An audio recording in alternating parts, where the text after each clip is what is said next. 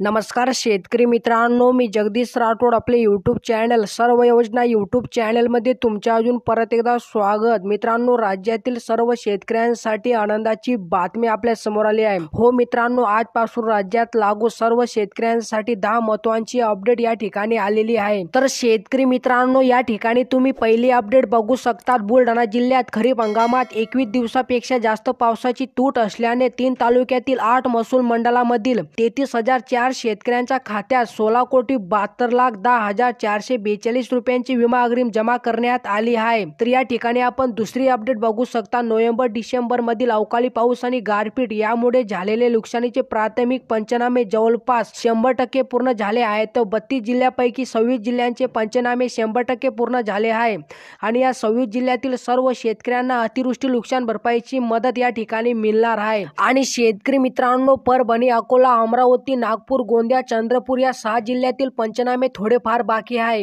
या 6 जिल्ह्यातील पंचनामे झाल्यानंतर या 6 जिल्ह्यातील शेतकऱ्यांना बी अतिवृष्टी नुकसान भरपाईची मदत या ठिकाणी दिली जाणार आहे, अशी माहिती मुख्यमंत्री शिंदे साहेब यांच्या माध्यमातून देण्यात आली आहे. तर शेतकरी मित्रांनो, या ठिकाणी तुम्ही तिसरी अपडेट बघू शकता. ही अपडेट मुख्यमंत्री शिंदे साहेब यांच्या माध्यमातून देण्यात आली आहे.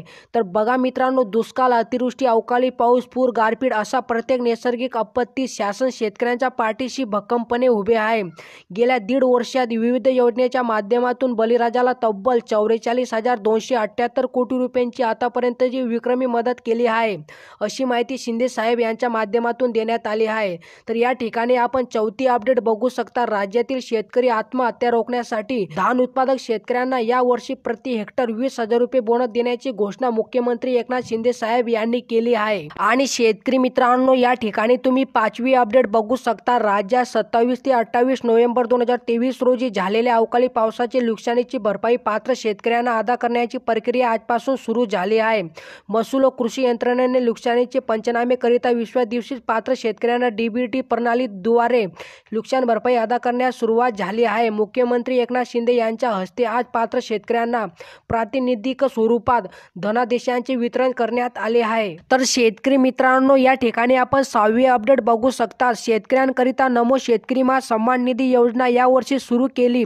केंद्र शासनाच्या वतीने दरवर्षी 3 टप्प्यात शेतकऱ्यांच्या खात्यात 6,000 रुपये जमा केले जातात. त्यात राज्य शासनाने आणखी 6,000 रुपयांची भर घालण्याचा निर्णय घेतला. त्याकरिता 5,700 कोटी इतका रकमेची तरतूद करण्यात आली आहे. आणि शेतकरी मित्रांनो, 85,60,000 शेतकऱ्यांच्या खात्यावर राज्याच्या हिस्साचा पहिला टप्पा म्हणून 1,720 कोटी रुपये जमा देखील झाले आहेत, अशी माहिती राज्याचे मुख्यमंत्री एकनाथ शिंदे साहेब यांनी दिली आहे. आणि शेतकरी मित्रांनो, या ठिकाणी आपण 7वी अपडेट बघू शकता. मित्रांनो, ही 7वी अपडेट आहे छत्रपती शिवाजी महाराज शेतकरी कर्जमाफी योजनेचे लाभार्थ्यांसाठी.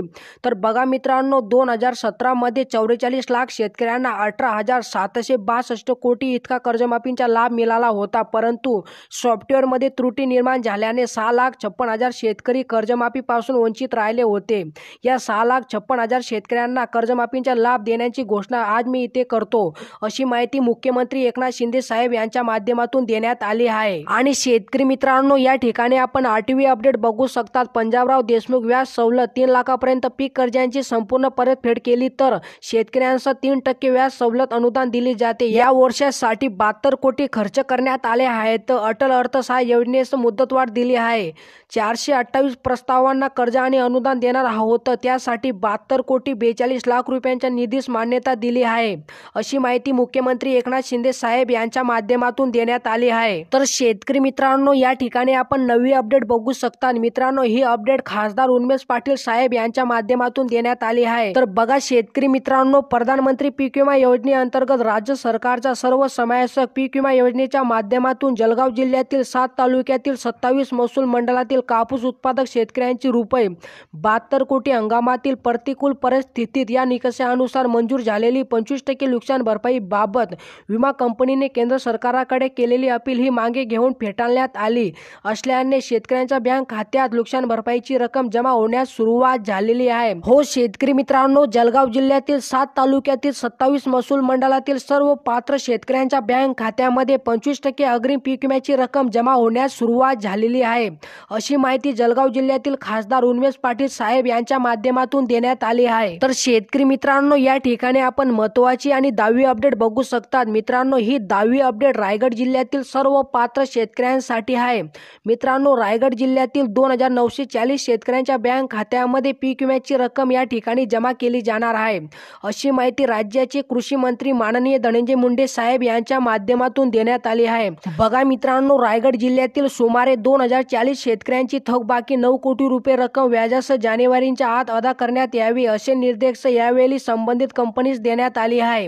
म्हणजे मित्रांनो, रायगड जिल्ह्यातील राहिलेले 2940 शेतकऱ्यांच्या बँक खात्यामध्ये पीक विम्याची रक्कम या ठिकाणी जमा केली जाणार आहे, अशी माहिती राज्याचे कृषी मंत्री माननीय धनंजय मुंडे साहेब यांनी दिली आहे। तर शेतकरी मित्रांनो, अशा प्रकारे राज्यातील सर्व शेतकऱ्यांसाठी 10 महत्त्वाची अपडेट आलेली आहे। मित्रांनो, जर तुम्हाला हे अपडेट आवडले असेल तर नक्कीच चॅनलला सबस्क्राईब करा, व्हिडिओला लाईक करा। चला मित्रांनो, भेटूया नवीन एका व्हिडिओमध्ये। धन्यवाद मित्रांनो।